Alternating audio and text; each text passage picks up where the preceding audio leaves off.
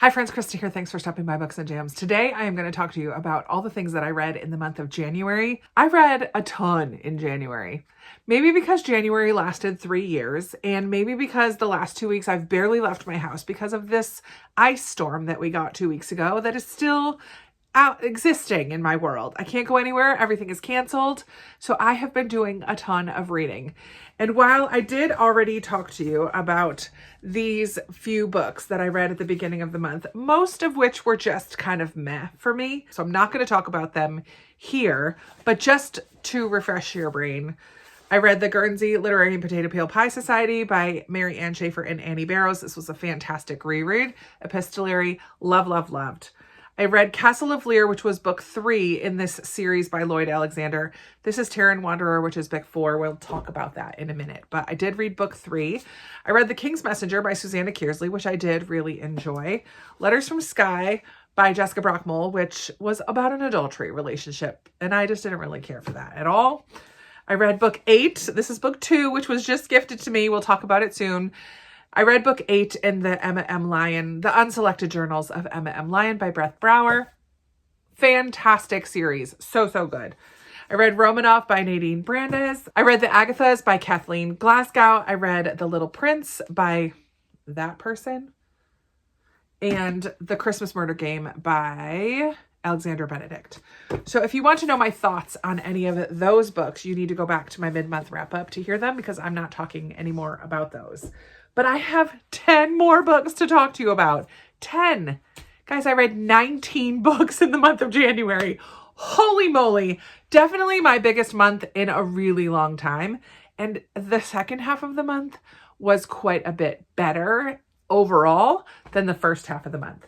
But let's go ahead and talk about the ones that were just kind of okay for me. I read book 4 and 5 in the Chronicles of Prydain by Lloyd Alexander. Book 5 is a Newbery winner, and so I needed to read the whole series in order to read this Newbery winner. I think because I read them so close to reading book 3, which was The Castle of Lear, I enjoyed these more than I enjoyed any of the other ones in this series. Even though for a lot of people, Taryn Wanderer book 4 is one that they don't care for because there's not quite as much adventure. There's not quite as much high stakes. We follow Taryn. He goes on a journey to try to find his original family. He doesn't know where he came from, who his parents are, and he's very hopeful that he comes from royalty because he kind of has fallen in love with the princess. So this one is a little bit quieter. He shows up at the home of a blacksmith and he learns how to do blacksmithing and makes his own sword. He shows up at the home of a weaver and learns how to weave and spends some time with her. So all along the way, he's learning these new skills and new tasks, learning about who he is, who his character is. It's almost a coming of age story. It's a little bit quieter than some of the other books. It's a lot bit quieter than the other books in the series, but it really finally made me care about Taryn. I just didn't care about him in the other books at all. Maybe because he's young. I don't know. I just, in this one, I really enjoyed it. I enjoyed his journey of kind of growing into a man and learning all these skills and dealing with disappointment and all of that. And this comes into play for sure when we get into the High King and the big battle and all of that happens in the High King. So I can't tell you too much about this one because it does wrap up the whole series. Things that have happened in earlier books, characters that have appeared in earlier books return for this one. So it was a really good ending to the series, but overall the series for me is just a 3-star series. I will be keeping the High King because it's going to live on my Newbery shelf, but the rest of them, I'm probably going to get rid of the rest of them. I don't think I'm going to keep the whole series. My first completed nonfiction book of the year was When Breath Becomes Air by Paul Kalanithi. And this was on my self-destruct pile. This is a book that I've had on my shelves for a really long time. Unfortunately, I didn't love it as much as everybody else was loving it when it first came out. My favorite part was the epilogue when the wife writes. I don't know if it's because I don't like his writing, if it was too much science and medical stuff at the beginning. So Paul Kalanithi, it's his memoir. And at the age of 36, he had been training as a neurosurgeon. And we get a lot about his training and his just understanding of people and his patients as a whole being and not just the science of what's going on with them. So I did appreciate that, but he gets diagnosed with cancer. And so then the doctor becomes the patient, and we learn a little bit about that. But I just really appreciated the epilogue, which is written by his wife. It's not one that I think I'm going to read again. It brought tears to my eyes at the end. The wife brought tears to my eyes, but Paul's story itself was slightly bit underwhelming, only because I think the hype I had built up for it was so high because of what I had heard about it. But that was years and years ago. I don't know. I'm glad I read it, but it got it off my self-destruct pile. I'm glad I read it and got it off my self-destruct pile, but I didn't really love it. But one that I did really love was The Magpie Murders, or just Magpie Murders, by Anthony Horowitz. This was so much fun. Totally a book within a book and a mystery within a mystery. This was trippy. The whole first part of the book is a mystery novel, and we follow Susan, who is reading this as an editor, reading this novel. And as she comes to the end of it, she discovers that there's a mystery surrounding the whole thing, as well as trying to figure out the mystery within the novel. So we're trying to figure everything out as well as the readers. I just thought that this was delightful. So much fun. I was invested all the way through. I did read a few reviews that didn't like the setup of it. It was like big chunks. Instead of going back and forth between Susan and the real world, if you will, and then the book world, we just get this big chunk of the novel. And then it does go back into the real world after that. But I was here for it. I really liked this, which I'm so glad for, because I have quite a few more Anthony Horowitz books on my shelves, and this is the start of a series. So I can now continue the series because I know that I enjoy his writing. So that was a really fun read. I already talked in my weekend vlog about reading Back After This by Linda Holmes, and I did give you my NetGalley review for this. Very rom-com-y, very fun. We follow a podcast producer and editor who has desire to be the host of her own podcast, but she keeps coming up against roadblocks for that. So she reluctantly agrees to be a co-host on this podcast about first dates, and her other host is this life coach. She agrees to be a guinea pig and go on 20 first dates and be coached along the way and choose which ones she likes and kind of follow through that journey, almost like a bachelorette type podcast. It was funny at times. It was heartfelt at times. It was very a light read. I enjoyed it. I gave it 3.5, rounded up to 4 stars. It was a fun Linda Holmes book. Before I get into my favorites of the month, I have one more NetGalley book that I read in a day. Our Kind of People by Carol Wallace is one of my older NetGalley books. I think it was from 2021 or 22. And this was a Gilded Age New York City novel. We follow this family who's very wealthy. We follow mostly kind of wealthy families, old money. The mother, Helen, went against social norms of the time and married into the working class. And they have a very wonderful relationship. I loved seeing the relationship between Helen and Joshua. Joshua was into transportation, horses originally, had some stables. He was a very good businessman and grew his stables as a young man. And then when they moved to New York City, he got into transportation, in particular the elevated railroad. So we kind of watched the beginnings of what is now the subway system in New York, but the beginnings of it was just the elevated railroads, not down under the ground. And so we kind of see the beginning of that, and he risks a lot of money, and they have to go live with family members and potentially losing their place in society. That they have 2 daughters, Jemima and I forget the other daughter's name, but the 2 daughters have a really positive relationship with their parents and with each other. And they also are kind of ready to buck the system a little bit. So we find this clash between the old money, old way of doing things with the new money coming in, nouveau riche, and the people who just don't care about those old norms, and this family kind of caught in the middle of those 2 things. So it was a lot of fun. It was a quick read. I was invested in the story. I liked the characters, but it's not something I'm going to necessarily remember or want to read again. It was a good read. 3.5 rounded up to 4 stars.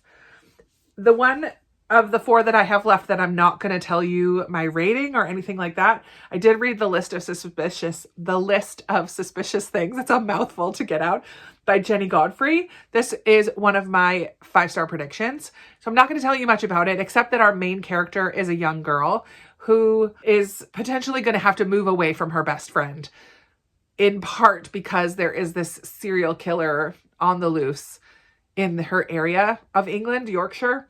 So she starts trying to investigate on her own, making a list of suspicious things and people, in investigating into things, and learns a lot of secrets of the people in the town and her own family even.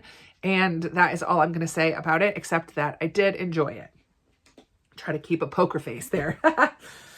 Another one that I really loved was Kate and Frida by Kim Fay. I also loved Love and Saffron, the first book by her, but this was another really, really wonderful pen pal relationship, epistolary novel between Kate and Frida. Frida is a young woman living in Paris, France, who wants to go be a journalist in the war. This is set in the 90s. So the war she's talking about is Bosnia and the Yugoslavia breaking up. Like, that whole conflict is the current war that she's very interested in going onto the front lines and being a journalist for that. She starts she sends a note to a bookstore in Seattle that a friend of hers told her about. Kate ends up answering her letter and sending the book that she had requested. And this begins a relationship and a friendship between these two women, young women, in totally different countries, different circumstances. And as they write back and forth, they become really good friends and share their lives with each other. I just thought it was a really beautiful friendship. A lot of food is talked about, especially on the France side of things, but and the woman in Seattle also talks about food as well. That a lot of books talked about going back and forth. And we get this glimpse into the conflict in Sarajevo, in particular, the siege of Sarajevo. And that part of it was so devastating and hard to read. Had a lot of emotion attached to that. So I really loved this book. It was more than I expected, which I always love. So fabulous, fabulous read. Another book that I read in a day. I messaged my friend Jen from The Bookish Blonde afterwards because I know she recently read this and also really loved it. And I kind of yelled, "You didn't warn me," because I was hardcore sobbing at 2 different points in this story. And that's Making Faces by Amy Harmon. This is actually on my February TBR, but I read it one of the last days of January. So I'm a little ahead of schedule. I love Amy Harmon already. So I kind of was hoping to really like this, but mostly what I love from Amy Harmon are her historical fiction novels. And this one is not historical. I mean, it takes place in the early 2000s. That's not technically historical yet, but it's also not contemporary to now. 9/11 plays a part in this. Our 2 main characters are in high school, seniors in high school, and one of the teachers actually turns on the news and they watch events unfurl from there. And that kind of sparks the guy and a handful of his friends to join the National Guard, and they quickly get called up after high school. Of those boys who went off to war, only one of them returns. And devastating to the town, losing 4 of their boys, of their young men. Devastating to this girl who is in love with one of them. Fern is our female main character, and she has always kind of grown up being kind of awkward, almost like a, what's her name? Pippi Longstocking kind of character. Bright red hair, freckles, has braces all through high school. Just an awkward kind of young woman, but she grows into her own. But she's always kind of been told that she's not the pretty one. Obviously is dealing with a lot of self-esteem issues and a lot of talk in here about what is beauty. It is a light Beauty and the Beast retelling. I don't think it's a direct retelling, but there is Beauty and the Beast elements to this. The one boy who comes back from war after a few years, he is very scarred because of the explosion that happened. And so he was a very beautiful young man, and now he has a lot of scars on his face and has to reevaluate everything from there. So it just had a lot to say about beauty, a lot to say about grief and loss, and it was beautiful, and I sobbed, and I absolutely loved it. It was so, so, so good. Hard, very emotional, but it was good. And finally, I have my Patreon book club book for the month. Another one that I absolutely loved which is The Correspondent by Virginia Evans. This one was another one that was just really good. A lot of character work for Sybil, our main character. She writes a lot of letters. She's an older woman in her 80s. We get all of her correspondence with so many different people. Her adopted brother, her 2 children, both of whom she's not particularly close with. Throughout all of her letters, we learn about Sybil. We learn about her past. We learn about why she's a little bit gruff, has a gruff exterior. She has a really good best friend who's also her sister-in-law, just sharing about their lives. I don't know. It just was we got a deep dive look into who Sybil was. And there's a little tiny bit of a love triangle for her in here. And we watch Sybil grow and change and her learn to come to grips with some grief from the past that she has been holding on to, how that impacts all of the different relationships in her life and what she does about it. I laughed. I teared up. I didn't cry, not nearly as hard as I cried with this one, but I definitely teared up and found this to be pretty emotional as well. Fabulous. 5-star read. For now, I'm putting these 4 books into my favorites basket. If you remember last year, I had a basket that every month, if I had a book that stands out to me, I put into my basket, and then at the end of the year, picked from there basically to figure out my top 10 of the year. So Magpie Murders, Kate and Frida, Making Faces, and The Correspondent. I'm not including rereads, so Guernsey would have gone in the basket as well. But I can put book 8. This is not book 8. This is volume 2. But I'm going to put it in the basket so I remember that Emma M. Lyon is in the basket as well. So 5 books are going into the basket of favorites. Potentially 6, but you're going to have to wait and see for that one. So that is it. That is my wrap up for January. What a fabulous end of the month I had. Holy moly.